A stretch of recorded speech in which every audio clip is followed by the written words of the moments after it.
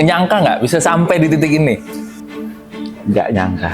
Bapak ngelihat anomali itu ya? Ya, dikait-kaitin lah. Karena kemarin ini masalah kayak pedo. Saya udah berpikir 2 tahun lalu Iya, mau menjalankan. Orang punya ide. betul. Selain orang punya ide, yang diperlukan adalah eksekusi. Betul. Dari FNB ini 2 digit atau 3 digit? Tetap menjadi orang yang amanah juga Amin. di bawah naungan yang baru ini. Ya, Ya, gitu. mudah-mudahan doain semoga amanah. Nggak berani nyebut ya Pak, tapi ya boleh nggak sih? Boleh ya? Nggak boleh. Sangat booming, semoga Bapak tahu ya. Dosen. Ya, kebetulan kawan saya juga dia.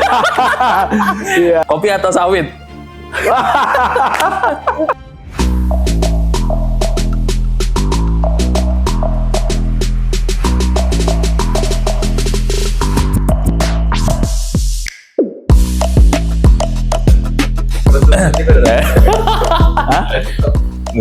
Ya Allah, ngerinya.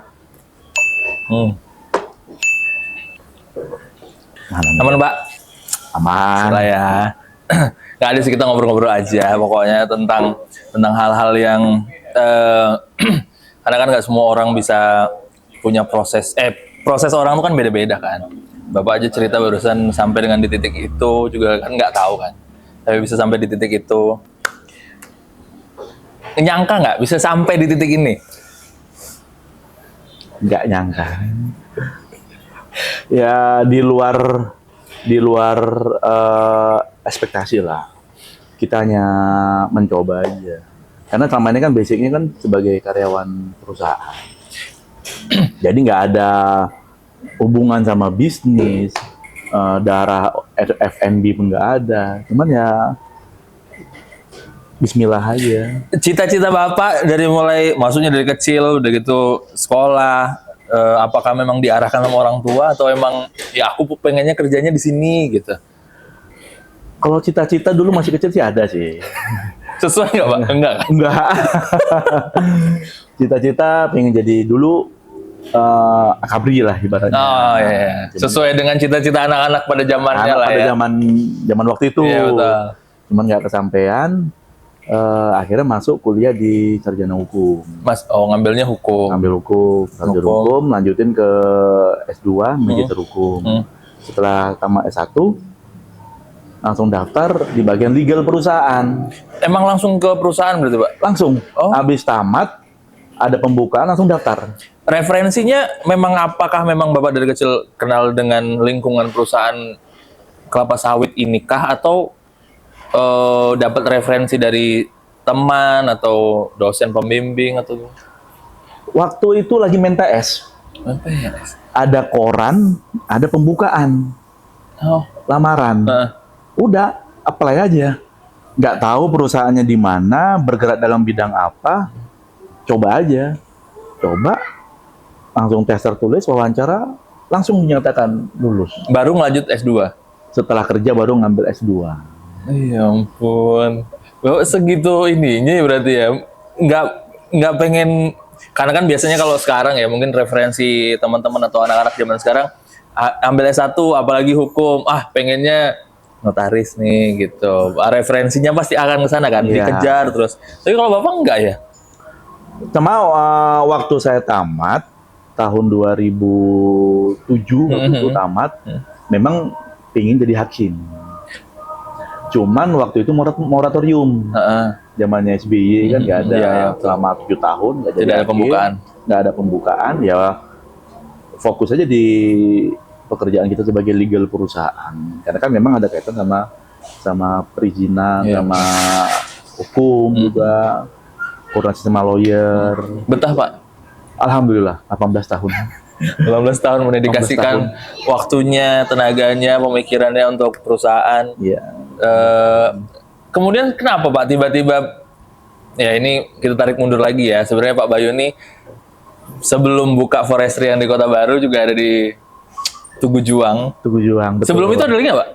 Nggak ada. Oh nggak ada. Itu jadi baru pertama kali langsung buka forestry di Tugu Juang. Di Tugu Juang. Ya. Kemudian ya dengan dinamika yang ada sampai Udah gitu apa ya? Bisa dibilang tutup ya, Pak?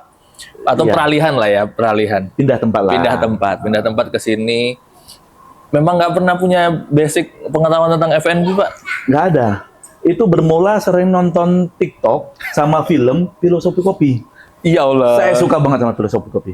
Berarti triggernya itu? Itu triggernya. Kok dulu masih belum begitu banyak ya. Betul. Kopi di Jambi pun masih belum begitu banyak kopi shop. Iya benar, nggak se-booming sekarang. Sekarang. Nah, sepertinya cocok ini tinggal nyari tempat. Apalagi di Jambi, itu bisa saya melihat usaha yang lumayan prospeknya bagus ya di dunia usaha F&B. Karena di Jambi minim tempat hiburan. Betul. Dan semua kegiatan rata-rata pasti membutuhkan tempat untuk ngumpul, untuk ngobrol, untuk Kongko lah ya, kongko. Kongko. Di situ saya mulai mencoba untuk membuat coffee shop.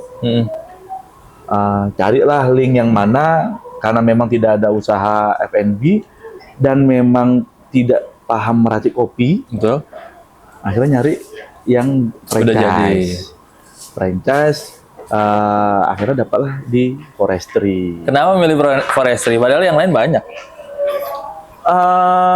Nggak tahu ya, karena tiba-tiba langsung ke Forestry aja. Waktu itu nyari link-link informasi, nyari Forestry, dan kebetulan salah satu marketingnya orang Jambi, tapi tinggal di Bogor.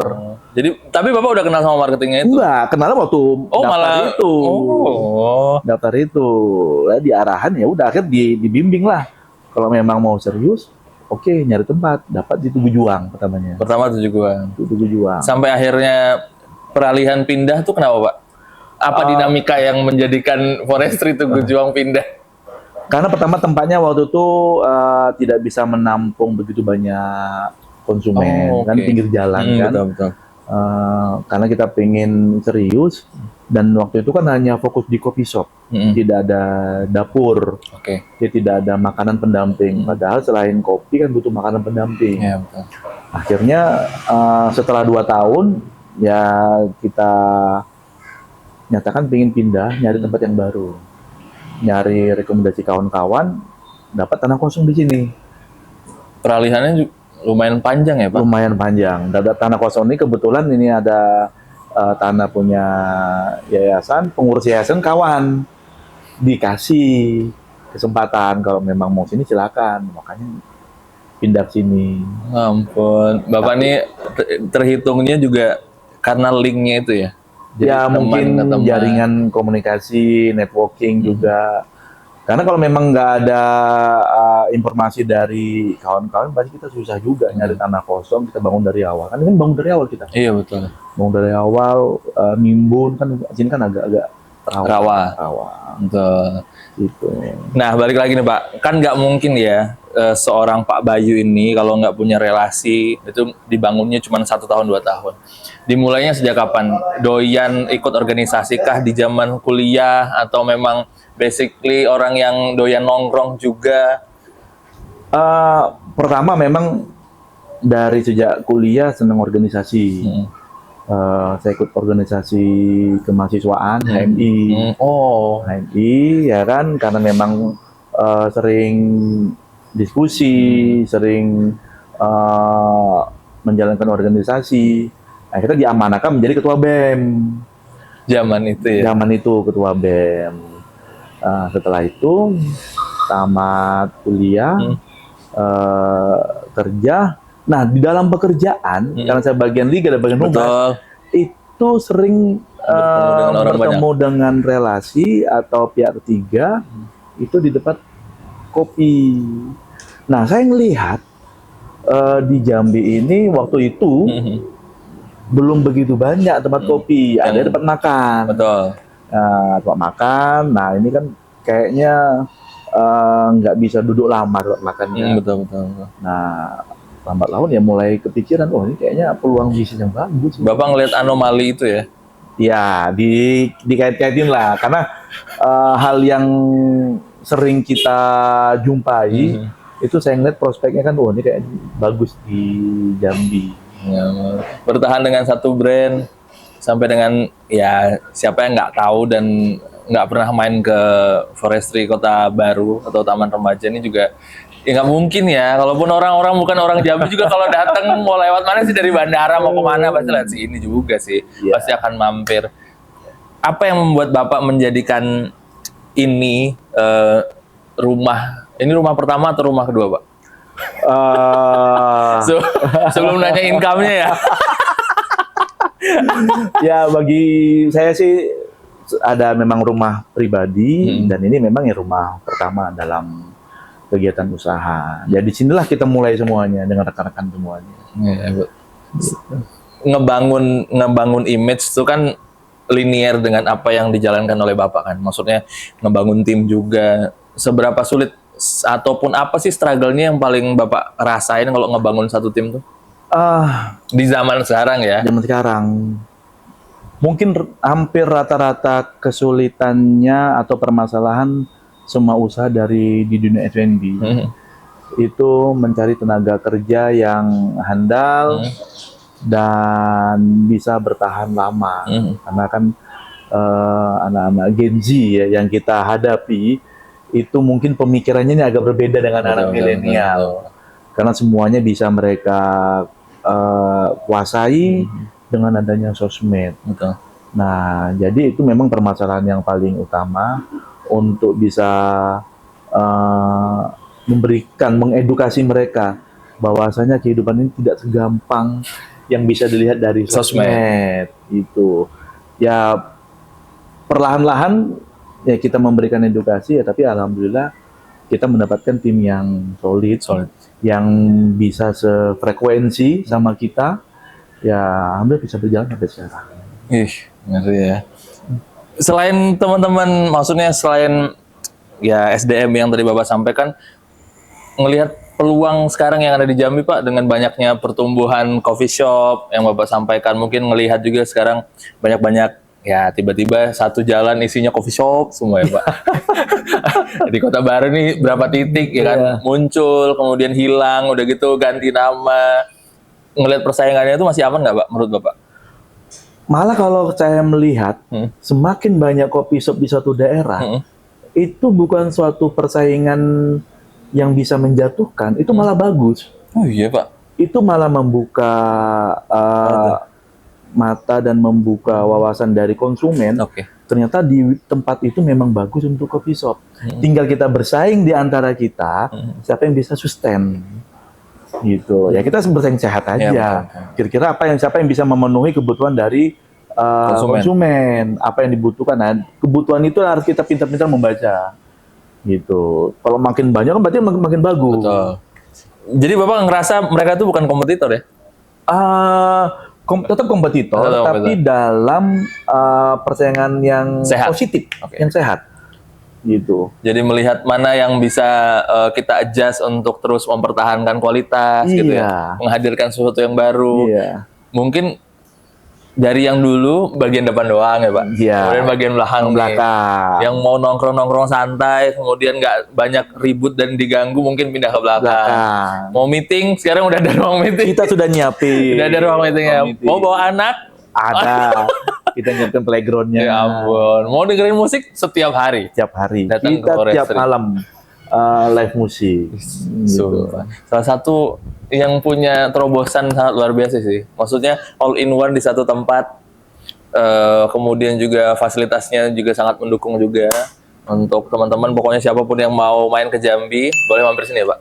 Ya silakan mampir sini. Ya ampun. Pak, kalau kita ngobrol tentang usaha yang Bapak udah sampaikan, ya struggle-nya mungkin nggak semua orang bisa ngelakuin lah ya. Sampai akhirnya dengan Bapak punya brand ataupun menjalankan brand sebesar ini. Yang menjadikan Bapak akan terus mempertahankan brand ini dan juga mungkin membuka peluang-peluang lain di luar bidang kemampuan Bapak yang legal di suatu perusahaan besar itu apa? Yang pertama sih saya dukungan ya. Dukungan dari keluarga, pasti istri dan anak dan orang tua, dukungan dari teman-teman untuk bisa kita berpikir gimana caranya usaha ini bisa sustain dan jangka panjang. Karena yang kita hidup ini kan bukan hanya kita aja, kita ada karyawan. Total mungkin ada sekitar 30-an. Nah, di situ banyak yang ingin mencari nafkah juga. Nah, jadi saya berpikir ya ini harus sustain. Kita berpikir gimana caranya usahanya harus jangka panjang. Jadi ya inovasi, perbaikan-perbaikan, kita mencari kebutuhan apa di konsumen. Nah, itu wajib kita lakuin terus. Evaluasi terus dilakuin. Tadi Bapak sempat nyebutin nih keluarga, terkhususnya istri yang sebagai pendukung. Sejauh apa peran dari istri untuk bisa sampai di posisi ini? Alhamdulillah istri mendukung 100%. Ya, mungkin 1000% ya. Kalau dalam hal pemikiran mungkin kan banyak ide-ide di kepala kita. Iya betul. Kalau saya jalani sendiri tanpa pertimbangan dari istri itu sulit. Kita nggak tahu nih mana yang skala prioritas. Betul. Karena semua ada di otak kita. Laki-laki ya Pak? Iya, pasti semua ini kita pikirin. Kalau bisa semua kita jalankan. Bener sih. Ya. Bener. Makanya dari situ, dari itu kita sering diskusi sama orang rumah, mana yang urgent, mana skala prioritas, mana yang dampaknya lebih bagus, itu kita jalankan. Ya, alhamdulillah selama saat ini ya, ibaratnya ya kita diskusi terus. Kita jalankan dulu yang plan A, silakan. Jalan dulu plan B. Iya. Karena kita harus tahu nih mana yang skala prioritas. Ya. Kalau enggak kita kan susah. Ibaratnya semua peluru kita keluarin di depan, nanti susah. Iya, habis belakang ya Pak? Habis belakang. Padahal berjalan seiringnya waktu kan perlu suatu percikan. Betul. Suatu ibarat tuh gelombang-gelombang yang bisa untuk menarik konsumen. Kalau semuanya dikeluarin di depan nanti kan nggak ada inovasi ya Pak? Iya, nggak ada suatu yang wah nantinya. Kalau yang ini forestry ini emang Bapak pure masuk ke dalam manajemennya atau memang di balik layar sebagai penyokong gitu atau? Yang pasti karena saya pun kerja di luar, saya nggak bisa 100%. Saya menyerahkan kepada tim untuk menjalankan usaha ini. Ya, alhamdulillah sekarang udah autopilot. Tapi tetap kita melakukan evaluasi tiap minggu. Karena ada beberapa hal-hal mungkin tim kita ini tidak mampu menyelesaikannya, tidak bisa melihat. Nah, itu fungsi kita. Kita mengawasi, kita memberi solusi-solusi, tapi menjalankan semua tim. Jadi sekarang udah autopilot ya? Alhamdulillah udah autopilot. Udah paham semuanya kan, sudah ada SOP-nya, sudah bagian-bagiannya, sudah ngerti semuanya. Benar-benar. Tinggal dijalankan lagi gimana caranya biar tetap bisa sustain. Bapak mau buka ini baru nggak? F&B baru nggak? Atau usaha baru nggak? Udah keranjingan belum dengan dunia wirausaha ini? Tawaran tuh banyak, dari kawan-kawan. Yuk buka yang buka ini. Ya, gitu. Buka ini. Cuman saya melihat sih untuk saat ini masih belum memprioritaskan ini ya? Iya, masih prioritas di sini. Kalau memang mau buka usaha yang lain mungkin agak sedikit berbeda. Something new lah ya. Something new. Jangan yang membunuh ini juga ya? Iya, ibaratnya sesuatu yang berbeda ya biar bisa berkembang gitu. Karena kepercayaan dari kawan-kawan kan harus kita jaga. Iya, betul. Gitu. Kayak kemarin ini masalah kayak pedal. Saya udah berpikir 2 tahun lalu. Iya. Mau menjalankan. Cuman sepertinya belum mampu ya. Iya betul. Belum mampu karena fokus satu dulu kita kembangin gitu. Tapi sekarang ngeliat pedal di Jambi agak ini ya. Ya bagus sih sebenarnya. Kenapa nggak buka gitu ya? Kenapa kalau nggak buka, kalaupun buka minimal kan satu area ya Pak? Iya. Nah di situ sebenarnya kalau orang bilang sih ya kan, orang punya ide. Betul. Selain orang punya ide, yang diperlukan adalah eksekusi. Betul. Ya, kebetulan waktu saya buka coffee shop, kawan-kawan tuh banyak punya ide. Tapi nggak dijalankan? Nggak jalankan. Kita punya ide, langsung eksekusi. Nah, kesalahan saya kemarin, nggak langsung eksekusi. Karena gitu. ya itu tadi, mungkin karena Bapak kan pembahasannya skala prioritas. Iya, mungkin takutnya terlalu nafsu untuk membuka usaha. Ini juga sebagai pertimbangan juga nggak 1-2 hari pasti kan. Betul. Membuka, udah pindah dari mana? Dari Tugu Juang ke sini itu juga bukan sesuatu yang gampang. Ya. Apalagi ngebangun ini dari nol lagi. Kemudian juga apalagi yang ya kalau kemarin Bapak ngebuka padel mungkin sekarang lagi hype-hype-nya, tapi kan kita nggak ada yang tahu. Nggak Ya. ada yang tahu gitu. Kalaupun Bapak ngebuka padel kayaknya nggak ini deh. Dengan pekerjaan Bapak yang baru kan agak beda ya. Jadi pertama dari Dika dan juga tim berdua mengucapkan selamat juga atas kepercayaannya, terus khususnya juga untuk amanah juga untuk Bapak. Semoga tetap menjadi orang yang amanah juga. Amin. Di bawah naungan yang baru ini. Ya, Gitu. mudah-mudahan doain semoga aman. Nggak berani nyebut ya Pak, tapi ya boleh nggak sih? Boleh ya? Nggak boleh. Pokoknya insya Allah amanah lah untuk Pak Bayu. Kita masuk di segmen kedua Pak, tadi udah ngobrol. Jadi segmen kedua ini kita akan mengomentari beberapa berita yang ada di Indonesia dan juga Jambi. Jadi nanti Bapak bisa, semoga tahu ya beritanya hari ini ya, yang lagi viral-viral ya. Kita akan mengomentari beberapa berita. Ini nggak pakai briefing, langsung aja ini langsung aja lah, nggak pakai ini Babi Bu ya. Untuk berita yang pertama, berpengaruh nggak Pak kenaikan harga plastik yang karena penutupan Selat Hormuz, katanya seperti itu ya, untuk operasional di sini? Bukan hanya plastik ya, tapi dari semua ya. Permasalahan yang ada di internasional itu pasti pengaruh ke domestik. Dari BBM pengaruh, nanti kan pasti kan lari ke listrik, ke gas. Nah, sekarang kan dari transportasi, ya, dari biaya produksi. Sekarang kan yang naik sudah biaya plastik. Bukan itu aja naik, udah banyak, susu pun naik. Sempat hilang kemarin ya Pak? Iya, bahan baku itu sudah banyak yang naik. Ya harapan kita semoga tidak banyak pengaruh lagi lah gitu. Kalau dunia baik-baik saja kan pasti dunia usaha baik-baik saja. Iya betul. Selanjutnya berita kedua, ini terjadi kecelakaan kereta api yang kemarin di Jakarta ya Pak. Menurut Bapak dan juga Bapak ngelihat bagaimana kecelakaan itu terkhususnya merenggut 18 wanita yang notabene ada salah satunya itu yang baru selesai cuti melahirkan kemudian baru kerja. Itu permasalahan kalau misalnya saya melihat ya, permasalahan di safety ya. Iya betul. Sekarang teknologi udah maju. Betul. Mestinya transportasi itu bisa menyesuaikan dengan teknologi untuk membuat lebih safety. Nah, asal muasalnya kan dari mobil yang mogok ya. Betul. Itu dua kecelakaan yang berbeda ya.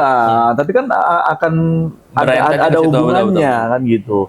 Ya, mesti itu lebih safety. Palang pintu ya, kita tahu lah keadaan palang pintu kereta api yang ada di Indonesia. Ibaratnya palang pintunya mungkin bisa dibuat lebih modern karena kaitannya dengan keselamatan pengendara. Karena kan posisi rel kereta api kan berada di tengah-tengah transportasi. Betul. Ya kan, ya ini kan mungkin bukan yang pertama ya kan, udah terus sering, cuman yang ini kan yang terbaru aja. Ya mungkin dari kami, dari masyarakat, kalau bisa lebih diperhatikan safety dengan menggunakan teknologi yang lebih modern. Betul. Sama mungkin laki-laki jangan ditaruh di depan dan akhir ya Pak. Nah, itu kan gimmick aja ya kan gitu. Korbannya mau perempuan, laki-laki kan tetap korban. Tapi sesuai dengan pernyataan dari Menko ya Pak, kita mengapresiasi juga Menko bahwasanya menyatakan ini bukan tentang laki-laki dan perempuan, tapi ini tentang safety-nya. Bagaimana kita menjaga nyawa semua masyarakat ataupun laki-laki perempuan itu sama, jangan sampai ada korban. Kan nggak ada yang berharap ingin jadi korban. Betul. Ini kan memang kecelakaan di luar harapan semua pihak. Nggak ada yang ini ya. Iya. Selanjutnya berita ketiga ini sangat booming, semoga Bapak tahu ya. Dosen. Ya, kebetulan kawan saya juga dia. Iya. Gak usah disebut. Gak usah disebut dosen mananya. Ya. Ya. Sebagai masyarakat figur. Ya, ini kepada dia public figure. Ya mungkin bisa lebih berhati-hati untuk bertindak. Ya. Terkadang saya nggak tahu gimana yang kejadian sebenarnya ya kan. Cuman karena sebagai public figure harus bisa menjaga. Kira-kira jangan berada di posisi yang abu-abu. Karena kalau di posisi abu-abu itu akan menimbulkan pertanyaan, stigma yang buruk. Ya, jauhilah sesuatu hal-hal yang abu-abu karena suatu public figure, karena itu berpengaruh terhadap pandangan masyarakat. Iya. Ya semoga itu bisa menjadi pembelajaran lah Betul. bagi rekan-rekan kita yang lainnya. Diplomatis ya Bapak jawabnya ya. Iya. Agak ngerem ya. Iya, karena kita nggak tahu juga sih. Ya betul. Karena masalah ini kan kita nggak tahu. Iya, betul. Dan bisa menimpa siapa saja. Iya benar. Karena bisa semua menimpa orang siapa punya masanya ya Pak. Iya. Ya, Makanya harus lebih hati-hati, lebih bijak. Kira-kira jangan ya di posisi yang abu-abu. Iya betul. Ya kita doakan semoga masyarakat Indonesia, kemudian juga kejadian-kejadian yang sudah tadi beritanya kita bacain dan kita komentarin tidak terjadi lagi lah ya Pak. Ya, Semoga mudah-mudahan. Indonesia, kemudian khususnya Provinsi Jambi, Kota Jambi aman, kemudian tidak ada lagi kenaikan harga yang. Aduh, itu sangat pengaruh tuh kepada bahan baku kita juga. Bapak juga agak pusing kan mau naikin ininya. Iya, mau dinaikin Naikin. bagaimana, nggak dinaikin bagaimana. Tapi saat ini kita masih bertahan lah. Bertahan dulu, yang penting semua bisa berjalan normal aja. Masya Allah. Jadi itu dia kita ngebahas dan ngobrol sama Pak Bayu. Jadi segmen 2 Pak. Nah selanjutnya ada segmen ketiga. Mitos atau fakta. Oke, jadi Bapak tinggal pilih ya Pak. Pertama, mau tetap franchise atau punya brand sendiri? Pasti harapan semua business owner ya, pengen punya brand sendiri. Kenapa Pak? Di situ letak kemampuan seseorang kalau sudah membuat brand sendiri. Kalau yang franchise ini kan kita tinggal jadi ya melaksanakan. Kayak nama Forestry itu alhamdulillah sudah bagus kan. Tapi itu pembelajaran karena itu setengah dibantu sama brandingnya. Karena branding itu sangat sulit. Semua orang bisa membuka usaha, tapi semua orang belum tentu bisa nge-branding usahanya yang bagus. Karena branding itu paling sulit itu. Target 5 tahun, 10 tahun? Kalau bisa secepatnya. Amin. Amin. Selanjutnya liburan atau kerja? Wah, ini ya yang pasti kan kerja tuh bukan pilihan, itu kewajiban. Kerja tuh kewajiban. Kewajiban. Makanya kalau ada yang bilang kerja tidak sesuai dengan passion, itu salah. Itu kewajiban. Passion nggak passion itu wajib dilaksanakan. Laki-laki karena punya tanggung jawab, itu kewajiban. Tapi tetap harus ada liburannya. Tetap ada liburannya. Karena liburan itulah nanti bisa merefresh kita biar kerja lebih semangat lagi. Nyari referensi juga kan Pak? Iya pasti. Sekarang Bapak kalau liburan pasti mikir kan, bagus nih, bisa nih diadopsi nih. Oh ini bagus nih gitu kan? Iya. Sekarang kalau jadi brand owner pasti akan gitu kan? Iya pasti. Kita ngeliat liburan itu kan sekaligus untuk merefresh. Oh bisa dibawa deh. Inspirasi.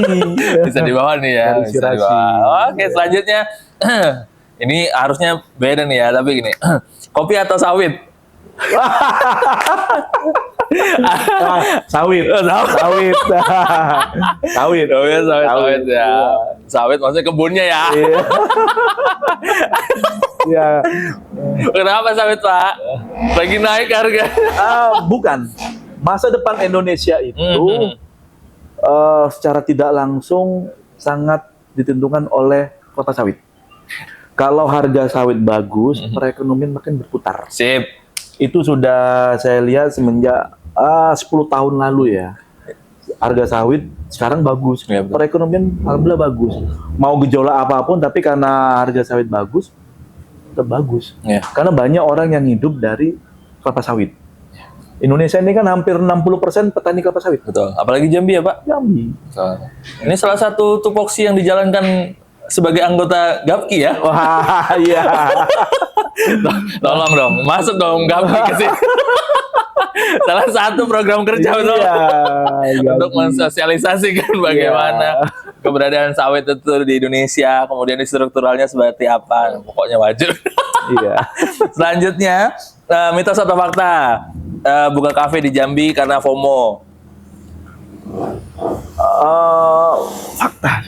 Fakta. Banyak yang buka karena lihat potensi yang bagus, tapi bisa menjadi suatu prospek yang bagus kalau dijalankan dengan yang bagus. Kalau dengan preparation yang bagus ya Pak? Iya, harus. owner tuh harus turun tangan. Jangan lepas tangan karena hasilnya berbeda. Se-autopilot apapun, owner Harus turun tangan, nggak bisa lepas tangan. karena brand identity-nya ya. Betul, karena semangat owner itu wajib diturunkan kepada timnya. Tapi kan diturunkan ini kan berarti kan nggak full. Ya, alhamdulillah bisa diserap full. Tapi tetap ketika owner turun itu akan membawa semangat pada timnya. Cakep. Selanjutnya mitos atau fakta, usaha kafe bisa balik modal cepat. Fakta. Bagus ini. Kalau dijalankan dengan bagus. Ada tapinya ya, Iya. tapi kalau dijalankan dengan Karena banyak juga kawan-kawan yang buka setahun 2 tahun tutup. Ya, Karena mungkin apa tuh? dibuat ala kadarnya. Amunisinya dikeluarin semua di awal. Iya. Nggak dipikirkan Matang-matang ya. pasar kemana, segmennya kemana, itu harus dilihat. Kayak kita kemarin buka forestry, ya dari awal kita sudah menentukan arah konsumen kita ini kemana. Karena Positioningnya udah jelas ya. Iya, kalau hanya sekedar kopi shop atau itu kan udah banyak. Betul. Kalau di Jambi saya ngelihat kopi dan resto itu bisa berjalan barengan karena segmennya banyak pasarnya. Misalnya ya kebutuhan keluarga, orang pekerja, orang bisa duduk ngopi makan sambil bawa keluarga kan nggak banyak tempat. Betul. Betul. Apalagi ada live musiknya gitu. Lagi Pak, keluarin lagi. Ini ya. Semua. Ya, kalau ini bukan rahasia. Iya betul. Ide-ide ini kan banyak bisa kita dapati di mana Bisa saja. diduplikat sebenarnya. Bisa diduplikat di mana. Tapi yang bisa sustain dan juga menjalankan itu setiap saat, kemudian continue, itu Iya. juga nggak semua tempat. Tidak semua orang bisa melaksanakannya. Terakhir Pak, dari F&B ini 2 digit atau 3 digit? Senyumnya gitu ya. Ya, Alhamdulillah. 3 digit, alhamdulillah. Beneran itu, Masya Allah, Masya Allah. Alhamdulillah, Masya Allah. alhamdulillah. Gitu. Yang penting maka. Tapi kan itu bukan untuk kita semua, untuk perkembangan. Maintenance itu sangat besar. Ya. Maintenance sangat besar karena semua barang-barang ini kan ada masanya. Betul. Apalagi kita live musik tiap malam, ya kan. Nggak semua Kosnya juga usaha lumayan. itu berani untuk live musik. Iya betul. Cuman dari awal saya bilang ke kawan-kawan kita jalankan live musik semua. Masya Allah. Karena itu menjadi branding Identity ya. forestry, Ya. live musik. Wah, betul sekali. Mungkin bisa ucapan terima kasih Pak, mungkin yang mau disampaikan kepada istri, kemudian anak mungkin, nanti kan sebagai legacy. Apa sih, jangan-jangan alasan Bapak membuat F&B ini untuk anak? Ya pasti semua yang kita lakukan demi keluarga lah, untuk demi masa depan anak juga. Ya yang pasti selain istri dan ibu, Keluarga. orang keluarga itu sangat mendukung 100% apa yang kita jalani, dan itu banyak juga kawan-kawan. Misalnya saya ngobrol sama Mas Dika, tanpa disadari banyak juga ilmu yang saya serap. Wah ini bisa diambil untuk usaha. Itu banyak ilmu-ilmu dan masukan dari kawan-kawan Diskusi juga, ringan ya Pak? dari diskusi ringan juga, berdasarkan pengalaman-pengalaman mereka, sehingga ini ya bisa memajukan forestry. Untuk istri Pak, sama anak? Ya terima kasih atas dukungannya. Semoga ini bisa bermanfaat, bisa membawa berkah Amin. kepada keluarga. Amin. Untuk anak-anak muda Pak, yang mau mencoba usaha di sekarang dan juga saran-sarannya mungkin? Kepada anak-anak muda ya, yang ibaratnya jiwa entrepreneurnya mulai tumbuh, jangan pernah untuk mencoba. Kalau gagal, coba lagi. Kalau jatuh, berdiri dan coba lagi. 1000 kali gagal, 1001 harus berdiri untuk mencoba. Keberhasilan tidak akan pernah mengkhianati dari cara yang dilaksanakan. Insya Allah. Terima kasih Bapak Bayu, sehat-sehat. Terima kasih atas waktunya. Mas Andika. Terima kasih Forestry, Taman Remaja. Boleh mampir ke sini untuk menikmati semua fasilitas yang ada. Buka setiap hari. Buka siapa? Buka setiap hari kecuali apa ya kecuali hari Lebaran. Ya, Pak. Lebaran. Pokoknya di sini nggak pakai tutup. Pokoknya silahkan untuk menikmati semua fasilitas yang ada, baik itu indoor, outdoor, mau meeting juga boleh di sini. Makanannya enak-enak, silahkan pilih aja. Apalagi bisa dilayani sama teman-teman di sini semua dengan pelayanan yang prima. Terima kasih sekali lagi, sehat-sehat dan sampai jumpa di episode selanjutnya di BC. Terima kasih. Terima kasih Pak Bayu. Sehat-sehat. Masih. Iya.